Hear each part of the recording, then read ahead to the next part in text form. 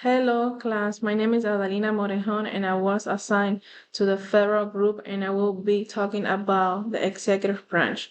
During my discussion, I will explore the authority of the executive branch, present argument of its significance, and the ability of function as a counterbalance to the remaining two branches. I will also recap the viewpoint taken by the Federalist and the Anti-Federalist.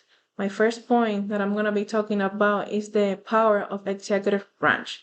The United States Constitution thoroughly elaborates on the allotment of power to the executive branch within Article 2.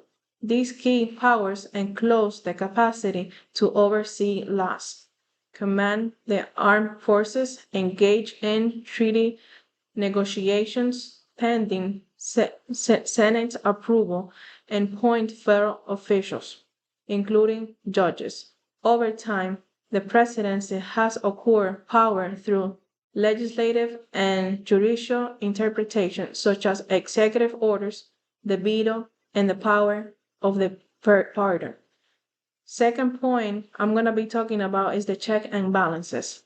Executive branch can check the legislative branch through the veto power, which can be overridden by two-thirds majority in both houses of Congress. The federal judges and Supreme Court justice provide another check.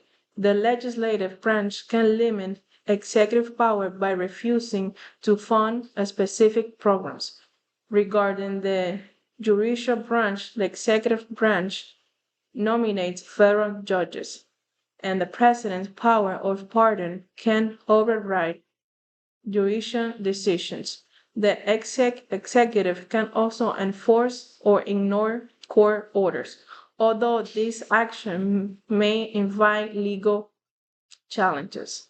Third point I'm going to be discussing with you guys today is the single most important power of the executive branch. The primary and most significant power vested in the executive branch it is the capacity to control over the armed forces. These authority includes the mobilization of military personnel, command over the nuclear weapon stockpile, and the capacity to participate in international hostilities. Fourth point that I'm going to be talking to you is justification of the executive branch power. To the relevance of the executive branch stems from its capacity to promptly address emerging national and international concerns. The branch promises the ability to make rapid judgment to the utilization of armed force, engage in treaty negotiations, and oversee foreign relations. In the contemporary global landscape, the executive branch assumes a pivotal of prominent role within the government due, due its involvement in diplomacy, foreign policies, and military leadership.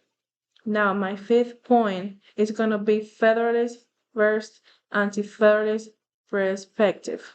The Federalist proponent to held the belief that the presence of the robust executive figure would contribute to the establishment of stability and effective leadership within the nation. And the Anti-Federalists, with notable figures like Patrick Henry and George Mason, expressed apprehension regarding the potential of power executive branch to precipitate autocratic rule. The proponents advocate for the government with restricted power of expressed actions over the conception of authority under the single branch. Last point I'm going to be talking about is the modern implication. Executive power within the executive branch can have specific modern implication. The absence of congressional consent of the use of military force as exemplify the conflict such as the war and the war on the terror has generated apprehension regarding the preservation of check and balances, the utilization of executive orders to enact extensive policy modification without legislative approval. Now, conclusion. Examining the power dynamics of the three government branches through the Federalist lens uncovers the complex web of the authority and counterweight the executive branch role, notably in safeguarding national security. I hope you guys learned something new or something fun in my discussion. Thank you.